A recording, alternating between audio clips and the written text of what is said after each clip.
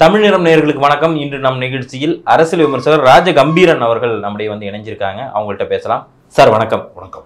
இன்னைக்கு இப்போ பார்த்தா ஊடகத்துல பார்த்தோம்னா செய்திகளை ரொம்ப பிரபலமா போயிட்டு இருக்கிறது என்ன, ரொம்ப பேசு பொருளாகவும் இப்படியா நடந்திருக்கு அப்படின்னு பேசக்கூடிய விஷயம் சீமான் அவர்களுடைய அந்த இஷ்யூ தான்.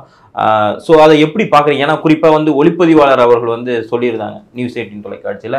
அந்த நேர்காணலுக்கு பிறகு நிறைய பேர் அதை என்ன இப்படியெல்லாம் நடந்திருக்கா அப்படிங்கிற ஒரு விஷயம்லாமே பேசுகிறாங்க. ஸோ இதை நீங்கள் எப்படி சார் பார்க்குறீங்க? ஈழத்தமிழர்கள் பிரச்சனை என்பது ஏறத்தாழ 80களினுடைய தொடக்க காலம். 83ல் ஜூலை கலவரம்லாம் சொல்லுவாங்க. அந்த காலகட்டத்தில் இருந்து திராவிட இயக்கங்களால் வழிநடத்தப்பட்டது தான் ஈழ போராட்டமே. தமிழ்நாட்டிலே நம்மளுடைய தொப்புள் கொடி உறவுகள், நம்ம மொழி பேசுகிறவங்க, நம்ம கும்பிட்ற சாமியை கும்பிட்றவங்க, நம்ம வாழ்கிற வாழ்க்கையை வாழ்கிறவங்க அந்த நிலத்தில் இருந்தாலும் அவர்கள் நம்மவர்கள். அங்கு ஒரு சிங்கள பேரினவாதத்தினுடைய ஒரு ஆதிக்கத்தினுடைய தாக்குதலுக்கு ஆளாயிருக்காங்க என்கிற ஒரு பெரிய அந்த உணர்வு சார்ந்த போராட்டத்தை தமிழ்நாட்டிலே முன்னெடுத்தது திராவிட இயக்கங்கள் தான், குறிப்பாக திமுக. ஏன்னா அதான் ஒரு வெகுஜன அமைப்பு கூட. அப்ப இந்த உரையாடலை இரண்டு பெரிய தலைவர்களாக அன்றைக்கு இருந்த எம்ஜிஆர், கலைஞர் என்கிற இருவரும் தலைவர்களுமே, கலைஞர் அதை தத்துவார்த்தமாக அரசியல் ரீதியாக புரிந்து கொண்டவர் என்று எடுத்துக்கொண்டார். அன்று ஆட்சி பீடத்திலே இருந்தவர் யாருன்னு பார்த்தீங்கன்னா எம்ஜிஆர் அவர்கள். புலவர் புலமைப்பித்தன் போன்றவர்களுக்கு அந்த புரிதல் இருந்த காரணத்தினால அந்த தமிழ் தேசிய போராட்டத்தை அடுத்த கட்டத்திற்கு கொண்டு செல்வதற்கு எம்ஜிஆரிடம் இருந்து அவர் நிதி வாங்கினாரு. அப்படி உண்மையிலேயே பிரபாகரனோடு ரொம்ப நெருங்கி பழகியவர்கள் அப்படிங்கிற ஒரு வட்டம் உண்டு. ஏறத்தாழ ஐயா பல நெடுமாறன் போன்றவர்கள்லாம் காமராஜருக்கு பின்னாடி காங்கிரஸ் கட்சியினுடைய ஒரு பெரிய தலைவராக இருக்க வேண்டிய வாய்ப்பு அவரு அதுல இருந்து நழுவியதே ஏறத்தாழ ஈழ போராட்டம் சார்ந்த விஷயத்துக்காக தான். முழுக்க முழுக்க அவர் அந்த போராட்டங்களுக்கு அவர் தன்னை முழுக்க அர்ப்பணித்துக் கொண்டார் என்றுதான் சொல்ல முடியும்.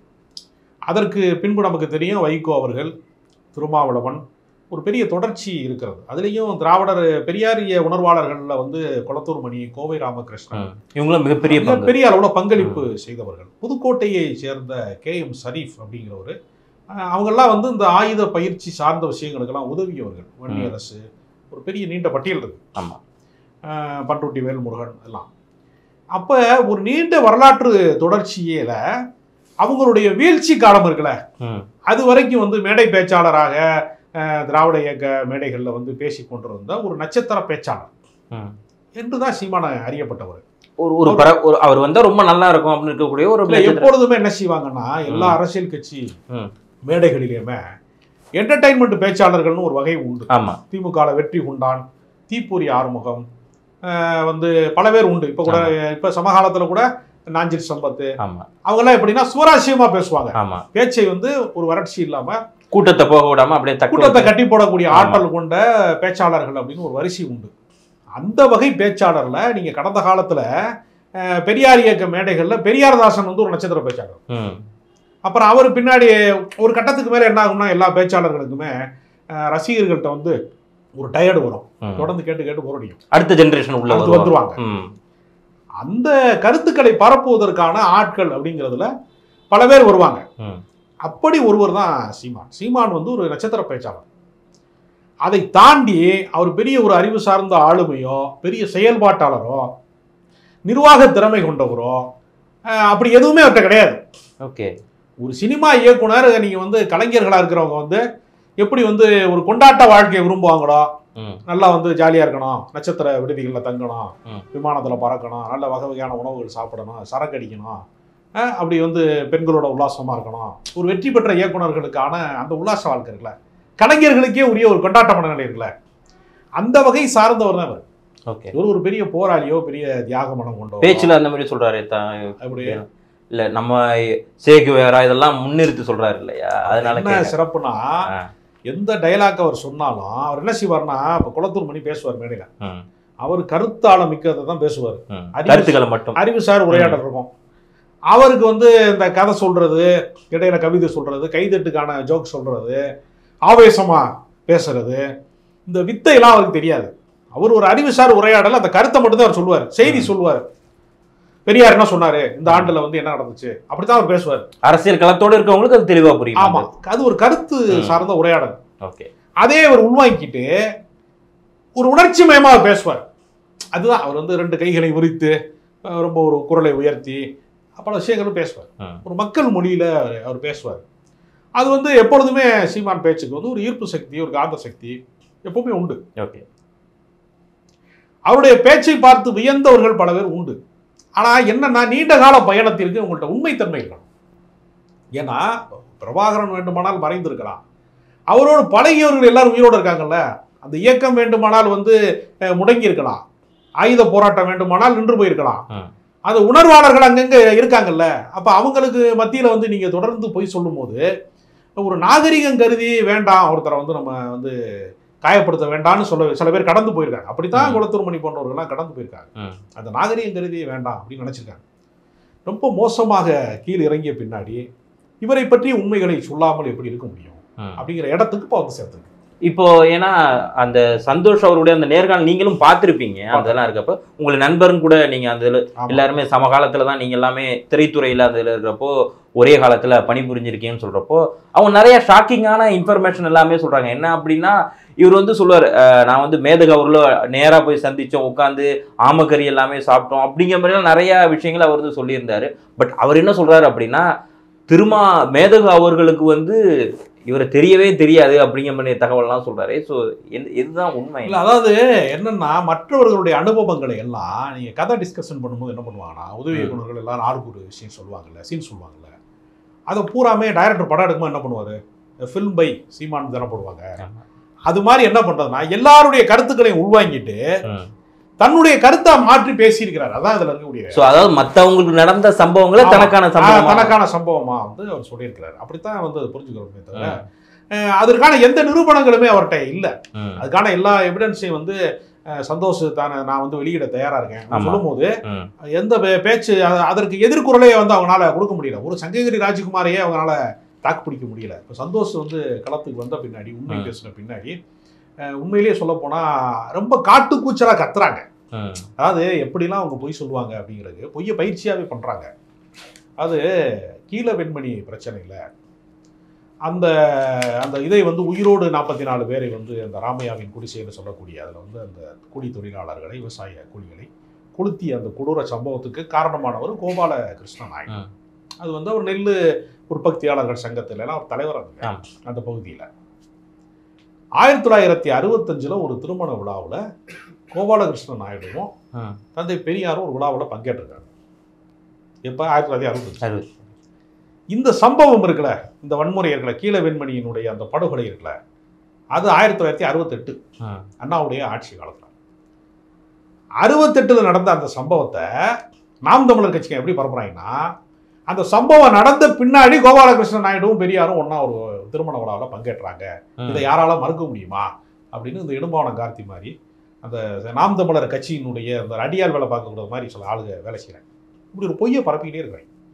இதற்கு ஆதாரம் என்னன்னா, இன்னைக்கும் வந்து அந்த கள பணியில அந்த ஈழ வெண்மணி பிரச்சனைக்கு தமிழ்நாட்டில் வந்து அத்தாரிட்டி அப்படின்னா தோழர் தியாகு தான்.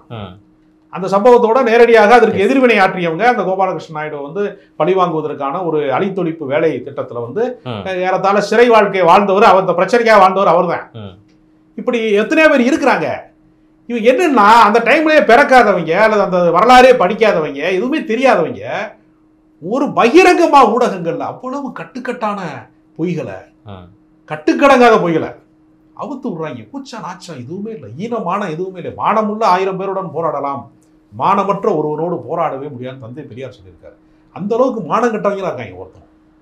இதுல என்னன்னா, அவர் வந்து சொல்லும் போது என்ன சொல்றாங்க அப்படின்னா, இன்னும் நிறைய என்ன சொல்றாங்கன்னா, அவர் பிரபாகரனுடைய அண்ணன் மகனா அவர் வந்து தனியா ஒரு பேட்டி ஒன்று கொடுத்துருந்தாங்க. அதுல சொல்லும்போது அவருமே சொல்றாரு என்ன அப்படின்னா, இவர் வந்து மூல செலவை கூட பண்ணியிருக்காரு. உதாரணத்துக்கு என்னன்னா, பிரபாகரன் அவரோட மனைவியினுடைய அவங்க சகோதரி அவங்கள்ட்ட பேசுறப்போ இன்னும் தலைவர் உயிரோட தான் இருக்காரு, இவங்க எல்லாமே உயிரோட தான் இருக்காங்க அப்படிங்கிற இந்த வேலைகளும் இவர் பார்த்திருக்காரு அப்படிங்கலாம் சொல்றப்போ இதை எப்படி பாக்குறீங்க? இந்த வேலைலாம் அவர் பண்ணியிருப்பாரா? அதாவது அப்படி சமீபத்தில் வந்து பத்திரிகையாளராக இருக்கக்கூடிய பாரதி தம்பி வந்து ஒரு பதிவு வெளியிட்டிருந்தாரு மோனூன்ல கூட. அவர் சொல்றாரு, பிரபாகரன் இருக்கிறாரா இல்லையா என்கிற சர்ச்சையை ஓடிக்கொண்டு வந்தபோது உறுதியா இருக்கிறாருன்னு பல பேர் பேட்டிலாம் கொடுத்துட்டு இருக்காங்க. அப்போ தனிப்பட்ட முறையில் பாரதி தம்பியை வந்து சீமான் கூப்பிட்டு, தம்பி நீ ஒரு பத்திரிகை ஆணையம், உனக்கு தெரியாமல் இருக்காது, உண்மையிலே தலைவர் இருக்கிறாரா இல்லையா அப்படின்னு சீமான் கேட்டிருக்காரு. ஆனா அது தெரியாம தான் அவர் பேட்டிலாம் கொடுக்குறாரு. அவருக்கு என்னன்னா ஓங்கி பேசிட்டோம்னா அது உண்மையாயிரும், உரத்து பேசிட்டா அது உண்மையாயிரும். நீங்க இப்ப பெரியார் குறித்து அவர் அவதூறு பேசுறாருல்ல, பிரபாகரன் குறித்து அவர் அவதூறு தான் பேசுறாரு. அது ரொம்ப பேருக்கு தெரியல. பிரபாகரன் வந்து எதெல்லாம் செய்யலையோ அதெல்லாம் அவர் சொல்லிட்டு இருக்காருல்ல, அது அவர் குறித்து அவதூறு தானே. அப்போ ஒரு தலைவர் இல்லை என்கிற காரணத்திற்காக அவர் மேல இட்டுக்கட்டி கதை சொல்றது இருக்குல்ல, அதைத்தான் அவர் செய்யறாரு. பெரியார் மீது என்ன அவதூறுகளை பேசுகிறாரோ அதுக்கு நேர் விரோதமான விஷயங்களை இங்கேயும் பேசுறாரு. அப்ப இரண்டு தலைவர்களையுமே அவர் கொச்சப்படுத்துறாரு. முதல்ல ரெண்டு பேரையும் ஒப்பிடுவது என்பதே முதல்ல அபத்தமான. ஒருவர் ஆயுத போராட்டத்தை கையில் எடுத்தவர், இவர் பெரியார் ஆயுத போராட்டத்தை கையில் எடுத்தாரு.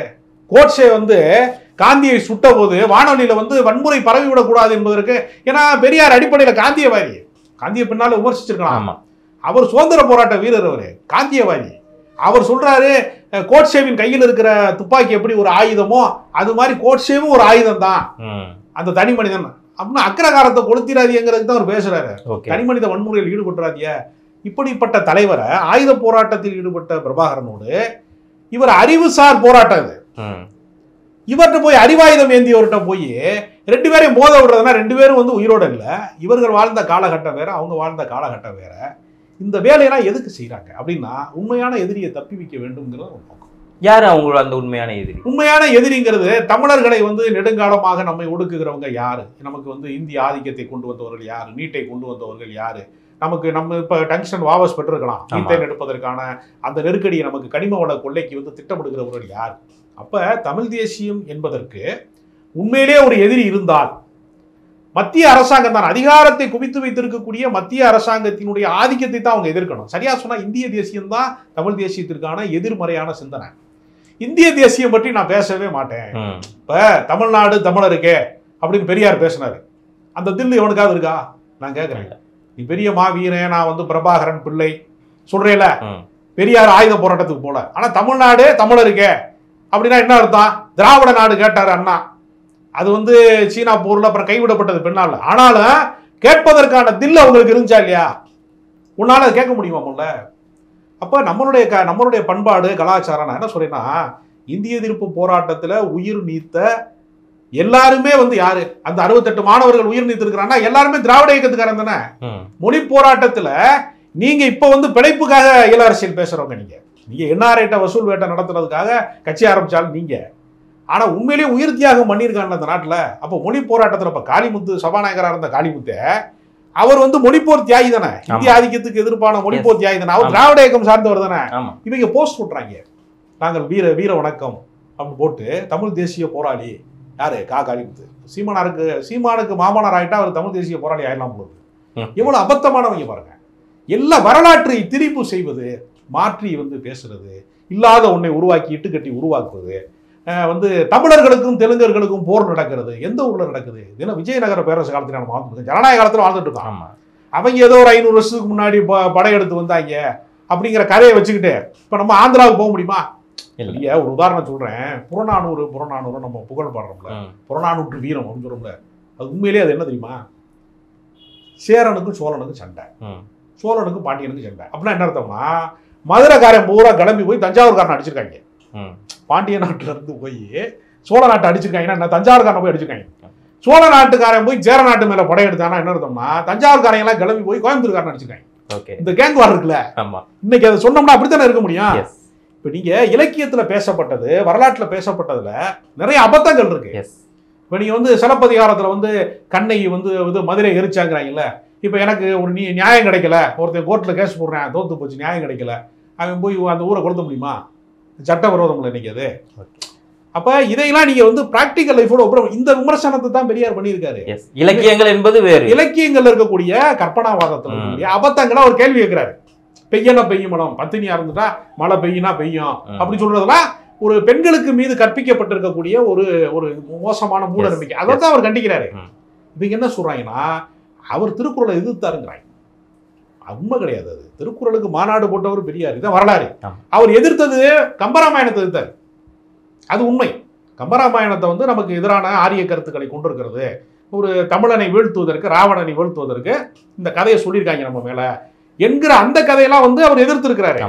அது கம்பரசம் கூட அண்ணா வந்து புத்தகம் எழுதியிருக்கிறாரு, ஆரியமாயின்னு எழுதியிருக்காரு, எம்.ஆர். ராதா அவருடைய நாடகங்கள்ல எல்லாம் அவங்க பேசியிருக்கிறாங்க. இது என்ன செய்யறாங்கன்னா இந்த தலைமுறையில எல்லாரும் வாசிக்க மாட்டேங்கிறான், காகிதத்தில் வாசிக்கும் கடைசி தலைமுறையின் மாதிரி ஆயிட்டாங்க எல்லாருமே. அப்ப என்னன்னா வாட்ஸ்அப்பில் வந்ததே வரலாறுன்னு சொல்லக்கூடிய இந்த இளம் தலைமுறையில் இருக்கக்கூடியவங்க ஏமாத்துறதுக்கு ரொம்ப வசதியா இருக்கு. ஏன்னா அவன் ரெஃபர் பண்ண மாட்டான், அவனுக்கு பெரும்பாலான பேருக்கு லைப்ரரி போய் ஒரு செக் பண்ண மாட்டாங்க யாரும். கூகுளில் இல்லை, ஏற்கனவே ஏற்றி வச்சதான் கூகுளில் இருக்கும், கூகுளில் எல்லாமா இருக்கும். உடனே அவன் என்ன நினைக்கிறான், பெரியார் இப்படி பேசினாரா, அப்படியா அம்மா மகளோட வந்து சேர்ந்து இருக்கலாம்னு அவர் பேசினாரா, அவர் உண்மையில என்ன பேசினாரு, ஒரு புராணத்துல இப்படி இருக்கு, பிரம்மன் வந்து படைச்ச மகளை மோகம் வந்து விரட்டினான்னு இருக்கு. இப்போ இதையெல்லாம் வந்து கடவுள் நம்பிக்கையின் பேரால தெய்வீகத்தின் பேரால இந்த மாதிரி கதையை எழுதி வச்சா இதெல்லாம் ஒழுக்கம் கட்ட விஷயம் இல்லையா அப்படின்னு பேசுறாரு. முழு சாராம்சம் அதுதான் அவர் சொல்ல வந்து. அவர் கண்டிச்சு பேசினத அவர் தான் இதை சொன்னாருங்கிறான்.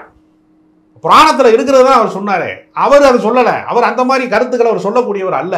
அப்புறம் அவருடைய வரலாற்றுல அவர் எதையுமே மறைக்கல. அவர் சின்ன வயசுல சாமியாரா போனார் காசிக்கு, அவர் சின்ன வயசுல மைனரா இருந்திருக்கிறாரு, அப்படி அதையெல்லாம் அவர் மறைக்கல. அவர் வாழ்க்கையில தனிமனித ரகசியங்களை எப்படி வந்து காந்தியடிகள் வந்து தன் வாழ்க்கையின் ரகசியங்களை மறைக்கவில்லையோ, கண்ணதாசன் எப்படி வனவாசத்துல தன் வாழ்க்கை குறித்து திறந்த புத்தகமாக எல்லாவற்றையுமே உண்மைகளை பேசி வைத்தாரோ, அது மாதிரி அவரும் அவர் மறைக்கல. உடனே என்ன பண்றாங்கன்னா அவர் வந்து டான்ஸ் ஆடினாரு இளம் பெண்களோட அப்படின்னு எடுத்து போடுறாங்க. இது புதிய கண்டுபிடிப்பு மாதிரி. எல்லாமே பேசப்பட்டது, எழுதப்பட்டது, சொல்லப்பட்டது எல்லாமே புதுசு புதுசாக கண்டுபிடிக்கும். அப்புறம் அண்ணாவுக்கும் பெரியாருக்கும் நடுவில் நடந்த முரண்பாடுகள் இருக்குல்ல, அதெல்லாம் அது ஒரு இவங்களோட முரண்பாடு மாதிரியே பேசுறாங்க. அவர் என்னுடைய தலைவரே அவர் தான், நான் பொதுச் செயலாளர் தான், என் கட்சிக்கு அவர் தான் தலைவர் தான். அப்ப நட்பு முரண் வேற, பகை முரண் வேற. இப்ப நீங்க ஒருவேளை தமிழ் தேசியம் பேசுகிறவர்களுக்கு திராவிட இயக்கம் நட்பு முரணாகத்தான் இருந்திருக்கணும், பகை முரணாக இருந்திருக்க வேண்டிய அவசியம் கிடையாது. இல்ல, ஏன்னா திராவிடத்துக்குள்ளேயே அங்க தமிழ் தேசியம் ஒண்ணு இருக்கு இல்லையா? இருக்கு. அப்ப இவங்க என்ன நினைக்கிறாங்கன்னா, இங்க அவங்களுடைய நோக்கம் என்ன, சீமானுடைய நோக்கம் என்ன, முதலமைச்சர் பதவியை மட்டும் கைப்பற்றிட்டோம்னா வந்து எல்லாமே விடுதலை கிடைச்சிடும். உண்மை என்ன தெரியுமா, கலைஞர் காலத்துல தேசிய கொடி ஏற்றுவதற்கான உரிமை கிடையாது. ஆமா, அவர் தான் வந்து அந்த உரிமையை பெற்று தர்றாரு. நம்ம கண்ணு முன்னாடி பாக்குறோம், முதலமைச்சரா இருக்கக்கூடிய அந்த சிபு சோரன்ல இருந்து அரவிந்த் கெஜ்ரிவால்ல இருந்து அரெஸ்ட் பண்றாங்க. அப்ப அதிகாரம் வந்து குவிக்கப்பட்டிருக்கு மத்திய அரசாங்கத்துல. நேரத்துல அங்க ஆட்சி கலைஞ்சு போனதே எத்தனையோ முறை வந்து மாநில அரசுகள் வந்து கலைக்கப்பட்டிருக்கு, அந்த சட்டப்பிரிவை நீக்கினாங்கன்னு வச்சுக்க பின்னாடி. அப்ப இதெல்லாம் தெரியல அவருக்கு. அவர் என்ன சொல்றாருன்னா, கற்பனையா நான் வந்து தமிழக மீனவர்களை காப்பதற்கு நெய்தல் படை அமைப்பேன் அப்படிங்கிறாரு. இது சட்டத்துல அனுமதி இருக்கா?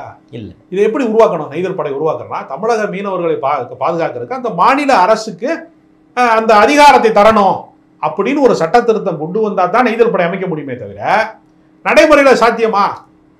இல்ல, கிடையாது. இவர் என்ன நினைக்கிறாருன்னா, சினிமாவில் சீன் சொல்லுவாங்க இல்ல, திடீர்னு போறேன், ஹீரோ போறேன், எல்லாரையும் அடிச்சு தூக்குறேன், ஒரே அடியா தூக்குறேன், ஒருத்தர் 40 பேர் அடிக்கிறாமா இல்ல, அந்த கதையை தான் அவர் சொல்லிட்டு இருக்காரு. ஒழுங்கா படம் எடுக்கிறப்ப போக வேண்டிய ஆளை கொண்டு வந்து தேவையில்லாம மேடை ஏற்றி இன்னைக்கு வந்து அந்த கற்பனைகளுக்கெல்லாம் நம்ம பதில் சொல்லிட்டு இருக்கோம். அதில் சொல்லும்போது என்ன சொல்றாங்க அப்படின்னா, இல்லை அவர் வந்து ஈழம் குறித்த ஒரு டாக்குமெண்ட்ரிக்காக நாங்கள் எல்லாருமே போயிருக்கோம், அவரை வச்சு நான் ஒரு நாள் தான் ஷூட் பண்ணேன், அதுக்கப்புறம் அதை உண்மையை சொல்ல போனால் அவருக்கு படம் எடுக்க தெரியலை அந்த டாக்குமெண்ட்ரியை அப்படிங்கிறலாம் சொல்றாங்க. நீங்களும் அதே காலகட்டத்தில் நீங்களும் இருந்திருக்கீங்க அப்படிங்கிறப்போ ஸோ அவருக்கு அந்த விஷயம் தெரியலையா அவர் சொல்ற மாதிரியே? இல்லை, உண்மையிலேயே திரைப்படத்தில் அவர் தோற்று போன இயக்கம். ஓகே, அவர் வெற்றி பட இயக்கம் கிடையாது. அவருடைய படத்திலேயே நீங்கள் அவர் எடுத்த படங்கள், நீங்கள் டைரக்ட் பண்ண படங்கள் பார்த்தீங்கன்னா பாஞ்சாலம் ரொம்ப ஆவரேஜான ஒரு படம் அது. அதுக்கு அடுத்து வந்து இனியவளே அட்டர் ஃப்ளாப்பு.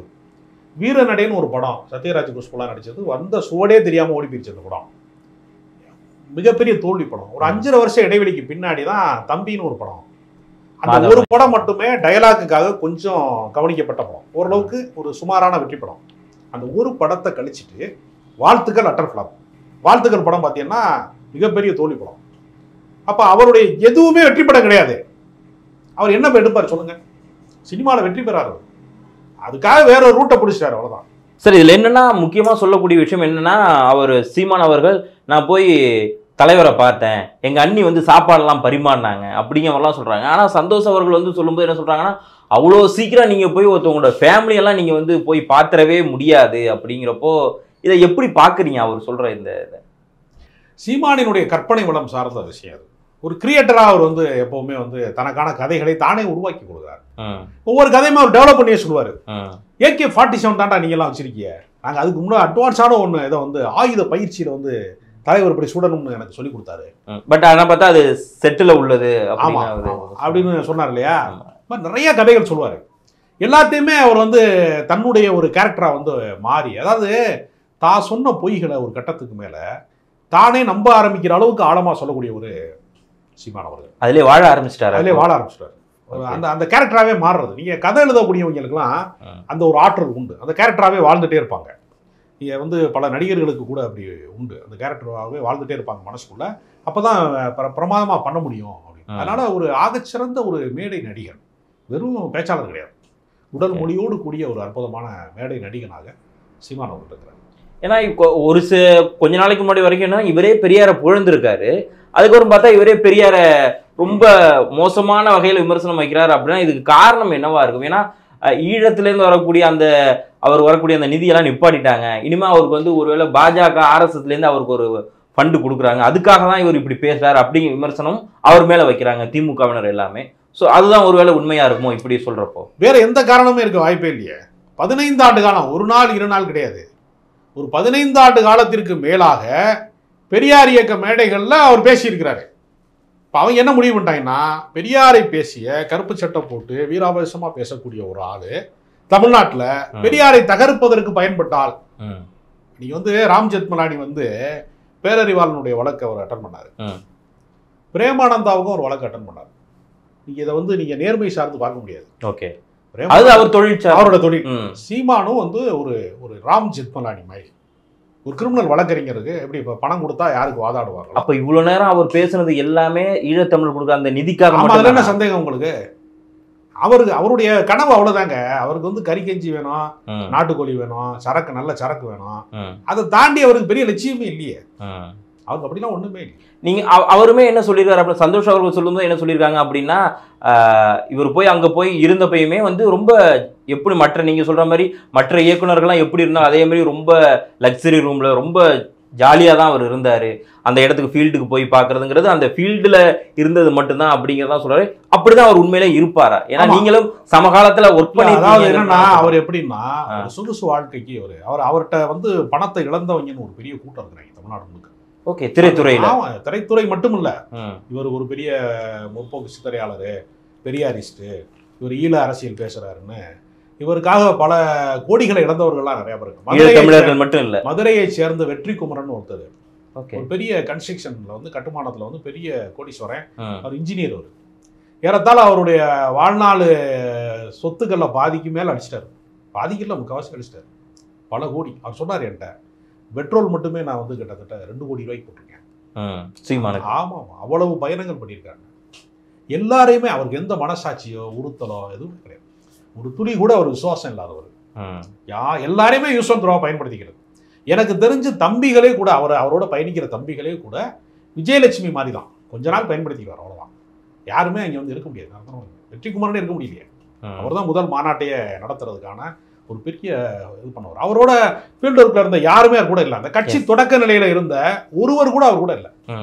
எல்லாருமே வெளியேறிட்டாங்க. அவங்க பூராமே இப்போ பன்ருட்டி வேல்முருகன் தலைமையில் ஒரு தமிழ் தேசிய கூட்டமைப்பு மாதிரி ஒன்று உருவாக்கி அவங்க மாவீரர் தினமே கூட திருச்சியில் ஒரு பெரிய நிகழ்வை நடத்திட்டாங்க. அதனால தமிழ்நாடு முழுக்க இவரால் வந்து அரசியல் ரீதியாக ஏமாற்றப்பட்டவர்கள், வஞ்சிக்கப்பட்டவர்கள், ஒரு மோசடி பேர் வழி என்பதை புரிந்து கொண்டவர்கள் தமிழ்நாடு முழுக்க இருக்கிறாங்க. பட் அப்படி இருந்தாலும் அவங்க வந்து பெரியார் குறித்து இந்த விஷயத்தை அவங்க எடுக்கிறப்ப எங்ககிட்ட ஆதாரம் இருக்கு அப்படின்னு சொல்றாங்க, கேட்டா நாங்க கோர்ட்ல தருவோம் அப்படின்னு சொல்றாங்க. இதை எப்படி நாம புரிஞ்சுக்கிறது? என்ன சொல்றேன்னா, கோர்ட்ல வழக்கு போட்டா நீங்க கோர்ட்ல ஆதாரம் கொடுக்கறதுல ஒரு நியாயம் இருக்கு. நீங்க பிரஸ் மீட்ல தானே சொல்றீங்க அவரை பத்தி அவதூறா, அவரை பத்தி தவறா பேசுனது எங்க? பொது வெளியில தானே பேசுனீங்க. அப்ப நீங்க பிரஸ் மீட்ல தானே ஆதாரம் கொடுக்கணும். இல்ல நீதிமன்றம் சொல்றோம், நாங்க நீதிமன்றத்துல கொடுத்துக்கிறோம். அதுக்கு ரொம்ப தந்திரமான ஒரு பதில். நீங்க வந்து நாட்டுடைமை ஆக்குங்க. இப்ப நாட்டுடைமை ஆக்காம இந்த கருத்து இவருக்கு எப்படி வந்து செஞ்சு?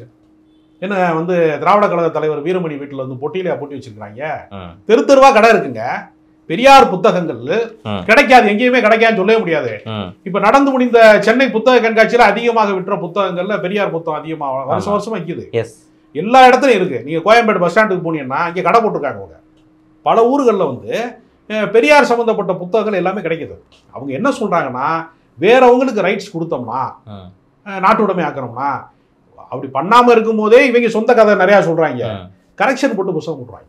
பெரியார் சொல்லாததெல்லாம் இவங்க சேர்த்து பிரிண்ட் அடிச்சு பாருங்க ஆதாரம் இருக்கு அப்படின்னு ஆரம்பிச்சிருவாங்க. எது ஒரிஜினல் எது போலின்னு தெரியாம போயிருங்க. இந்த மாதிரி விமர்சனம்லாம் ஏற்கனவே பாஜகவுக்கு தானே சொல்லுவாங்க. இந்த மாதிரி மாத்தி பாஜகவால தமிழ்நாட்டுல பெரியார் சிந்தனையை உடைக்க முடியல. அதுக்கு ஒரு டூல் தான், அதுக்கு ஒரு கருவியாக சீமானை பயன்படுத்துறாங்க. சரியா சொன்னா மரத்துல இருந்து உருவாக்கப்பட்ட ஒரு கோடாரி மரத்தை வெட்டுதா இல்லையா, சீமான் ஒரு கோடாரி காம் மாதிரி தான். மோடி விமர்சனம் பண்றாரு, பாஜக விமர்சனம் பண்றாரு. அதுல ஒரு தந்திரம் இருக்கு, அது ரொம்ப பேருக்கு தெரியாது. அது அப்படியே வெளிப்படையா பார்க்கும்போது ஒரு பாஜக எதிர்ப்பாளர் மாதிரி தெரியும். அது என்ன செய்வார்னா, தமிழ்நாட்டு அரசியலுக்குள்ள வரும்போது முதல்ல என்ன பண்ணுவார் தெரியுமா? ஆரம்பம் கொஞ்சம் காலத்துக்கு முன்னாடிலாம் எச் ராஜாவை திட்டுவார். ஆமா. ஆனா எங்க அக்கா தமிழிசை, எங்க அண்ணன் பொன் ராதாகிருஷ்ணன் அப்படின்னு ஒரு பக்கம் பேசுவார். அப்படி பேசுவாரா? அதனுடைய நோக்கம் என்னன்னா, அந்த அவங்களுக்குள்ள ஒரு பாலிடிக்ஸ் ஓடிக்கிட்டு இருக்கு. அது பிற்படுத்தப்பட்டவர்களுக்கும் அந்த பிராமின் பாலிடிக்ஸ் ஓடுது. இலக்கணேசன் எச் ராஜாலாம் இருந்த இடத்துல தான் பிற்படுத்தப்பட்ட அண்ணாமலை வரைக்கும் வந்திருக்காங்க. அந்த அரசியலுக்குள்ள ஒரு அணி அரசியல் மட்டும் அவர் பேசுவாரு. அதெல்லாம் என்னன்னா அவங்ககிட்ட பணம் வாங்குறாரு. இப்போ நீங்க சசிகலா அவங்க எல்லாரும் ஒண்ணு கூடணும் அந்த கட்சியில, அதுக்கு நானே போய் வேலை செய்ய சொன்னா தெரியுமா? அதுக்கு என்ன காரணம்னா அதிமுகவால உருவாக்கப்பட்டவர் தான் அவரு. இலை மலர்ந்தால் ஈழம் மலரும். இலை எங்கேயாவது மலருமா? இலை வளருமே தவிர மலராது. இந்த டைலாக்லாம் அடிச்சு காசு வாங்கினவர் தானே அவரு. அப்போ அவருடைய கடந்த கால பயணங்கள் எல்லாமே நீங்க பாத்தீங்கன்னா எல்லா இடத்துலயும் அவருக்கு ஒரு பேக்கேஜ் இருக்கு. அதனால அவர் கோடிக்கணக்கில் சொத்து சேர்த்துட்டாரு, வேற ஒரு வசதியான வாழ்க்கைக்குள்ள போயிட்டாரு. அதுக்கு ஒரு தமிழ் தேசியத்தை பயன்படுத்திட்டார். இப்போ அவருடைய இந்த விஷயம்லாம் சொல்ல ஆரம்பிக்கிறாங்க. இப்போ நீங்கள்லேருந்து ஆரம்பிச்சு எல்லாருமே சொல்ல ஆரம்பிக்கிறாங்க. இதெல்லாம் முன்னாடி, ஏன்னா அவரை பத்தி நான் இந்த விவாதம் தொடங்குறதுக்கு முன்னாடி சொன்னீங்க, என் கூட இருந்த நிறைய பேருக்கு எல்லாருக்குமே தெரியும் இவர் அரசியலுக்கான ஒரு ரூட்டை தான் எடுக்கிறாரு அப்படிங்கிறது நிறைய பேருக்கு தெரியும் அப்படிங்கிறது பரவலா எல்லாருமே சொல்றாங்க. இது முன்னாடியே சொல்லியிருக்கலாம் இல்லையா? அது ஏன் இவ்வளோ லேட்டா சொல்றாங்க? எப்பொழுதுமே பொது வாழ்க்கையில ஒரு நம்பிக்கைக்குரிய இடத்தை நோக்கி நகருகிறவர்கள் ஒருவேளை சமூகத்துக்கு பயன்பட்டு விடுவார்களோ அப்படிங்கிற ஒரு காரணத்திற்காக சில தவறுகளை மன்னிச்சிடலாம். ஒரு அரசியல கூட ஒரு நியாயமா இருப்பாரு, தனி மனித பலவீனங்களை மன்னிச்சிடலாம், பொருளாதார ஆசையை கூட மன்னிச்சிடலாம், ஏதோ ஒரு வகையில ஒரு சமூகத்துக்கு பயன்படுவாரு அப்படின்னு தமிழ் தேசியத்தின் மீது. ஏன்னா தமிழ் தேசியம்ங்கிற கருத்தாக்கத்திற்கு ஒரு வெகுஜன ஈர்ப்பே வரல. அது ஒரு அரங்க கூட்டங்களோடு முடிந்து போன விஷயம். ஆமா, அது பெருஞ்சித்தனாரு நிறைய பேர் பேசி அது அடுத்த கட்டத்துக்கு நகராத ஒரு விஷயம். ஒரு வெகுஜன உரையாடலை நிகழ்த்துறாரு, ஒரு பெரிய ஒரு மக்களை திரட்டுறாரு அப்படின்னு நம்பினாங்க. அது எல்லாமே ஒரு வேடம் அப்படிங்கிறது தெரிய வருகிற போது இதை சொல்லாமல் இருக்கக்கூடாது அப்படிங்கிறதுக்காக தான் எல்லாரும் வெளியே சொல்ல வேண்டிய ஒரு கட்டாயம் வருது. ஸோ அப்போ சீமான் அப்படிங்கிறவர் யாரு உங்களுடைய பார்வையில்? திடீர்னு பார்த்தா ஆமா நான் போய் பார்த்தேன் அப்படிங்கிறாரு, அதுக்கப்புறம் பார்த்தா இல்லை நான் பார்க்கல அப்படிங்கிறாரு, ஈரோடு தேர்தலில் நாங்கள் வெற்றி பெறுவோம்னு சொல்றாரு, இப்போ பார்த்தா பணம் கொடுத்து திமுக தான் ஜெயிச்சிருவோம் அப்படிங்கிறாரு. சீமான் என்பவர் யார் உங்களோட பார்வையில்? ஒரு பொலிட்டிக்கல் புரோக்கர், ஒரு 420, ஒரு சீட்டிங் பர்சன், இந்த மாதிரி நிறையா சொல்லலாம். சீமான்கிற ஒரு சித்தாந்தங்களை ஒரு முகமாக அணிந்து கொண்டு மோசடி செய்யக்கூடிய, பொது வாழ்க்கைக்கு கொஞ்சம் கூட தகுதி இல்லாத, தரம் இல்லாத, ஒரு தனி மனித ஒழுக்கம் இல்லாத ஒரு மோசமான நபர். இப்ப பதட்டத்தெல்லாம் பேசுறாங்க, அதெல்லாம் கிடையாது. நாய் தோளில் வடிகட்டிய அயோக்கியன். அப்போ இப்ப பதட்டத்துல பேசுறது, பயத்துல பேசுறது, அந்த மாதிரி இதெல்லாம் நம்ம அதை எடுத்துக்க முடியாது இல்லையா? திட்டமிட்டு தான் அவர் அது அவங்க எப்படி அவங்களுடைய பயணத்துல நீங்க கவனிச்சுன்னா பார்த்தோன்னா, பெரியார் மட்டுமே நான் அந்த நாட்டுக்கு உழைத்தார் என்று சொல்வதை நாங்கள் ஏற்கவில்லை, பெரியார் எங்களுடைய வழிகாட்டி. அதெல்லாம் என்ன அர்த்தம்னா கொஞ்சம் கொஞ்சமா உடைக்கிறாங்க. திடீர்னு வாவுசியை விட அவர் அதிகமா உடைச்சிட்டாரா? இதை ஏதாவது வாவுசி குடும்ப குற்றச்சாட்டு சொல்லியிருக்காங்களா? இல்ல இல்ல. அது ஒரு நுட்பமான அரசியல். என்னன்னா ஒரு தலைவரோட இன்னொரு தலைவரை கம்பேர் பண்றது மூலமாக உசுப்பேத்தி விடுறது. கம்பேர் பண்றது இல்ல, பிரிவினையை தூண்டுறது, அதுக்குள்ள ஒரு தூண்டுறது, ஒரு கலவர மனநிலையை தூண்டுறது. அவர் என்ன பெரியவரா? அண்ணாமலை சொன்னார் இல்லையா, அண்ணாதுரையை ஓட ஓட விரட்டினாரு இவர் முத்துராமலிங்க தேவர் சொல்றது இல்லையா? அது எதுக்குன்னா அந்த முக்குளத்தோர் சமூகத்திற்கும் திராவிட இயக்கத்துக்குமான பகையை உண்டாக்குறதுக்கான ஒரு உரையாடல். ஓகே, அப்படி ஒண்ணு நடக்கவே இல்லை அப்படிங்கறத நம்ம பின்னாடி பல பேர் விளக்க சொன்னாங்க இல்லையா? அப்ப நீங்க கரெக்டா சீமான் சங்கி ஆயிட்டாருங்கிறதுக்கு அடையாளம் என்னன்னா, நடக்காத ஒண்ணு அவங்க எப்பவுமே சொல்லுவாங்க. திடீர்னு வட இந்திய தொழிலாளர்கள் தாக்கப்பட்டார்கள் அப்படின்னு ஒண்ணு பரப்பி விட்டாங்களா, வீடியோ போட்டாங்களா, அப்புறம் அது உண்மை இல்லைன்னு தெரிய வந்துச்சா? அப்ப உண்மை அல்லாத விஷயங்களை பேசுவதன் மூலமாக அவர் ஒன்றை கிரியேட் பண்றாரு. அதனால ஒரு சிவசேனா மாதிரி அதாவது ரொம்ப ஒரு ஆச்சரியமான விஷயம் என்னன்னா, பிரபாகரன் பிள்ளை என்று சொல்லிக்கொண்டு ராஜபக்சேவினுடைய இனவெறி அரசியலை தமிழ்நாட்டில் செஞ்சுட்டு இருக்காரு சீமான். அப்போ ஒரிஜினலா அவர் யாருன்னா, நீங்க இந்த ஒரு விளம்பரத்தில் காட்டுவாங்க தெரியுமா, உள்ள ஒன்று ஒரு ஆளா இருப்பார், வேற ஒரு ஆளா இருப்பாருன்னு சொல்லுவாங்கல்ல அந்த கிராஃபிக்ஸ்ல. அது மாதிரி வெளியில பிரபாகரன் என்பது முகமூடி, முகம் இனவெறி அரசியல். ஒரு தமிழ்நாட்டின் ராஜபக்சே தான் அவர். தமிழ் இனவெறியை கட்டமைக்கக்கூடிய ஒரு மோசமான ஒரு பாலிடிக்ஸ் பண்ணுறாங்க. ஓகே சார், இந்த நேரத்திலேருந்து உங்களுடைய கருத்துக்களை வழங்கியமைக்கு மிக்க நன்றி சார்.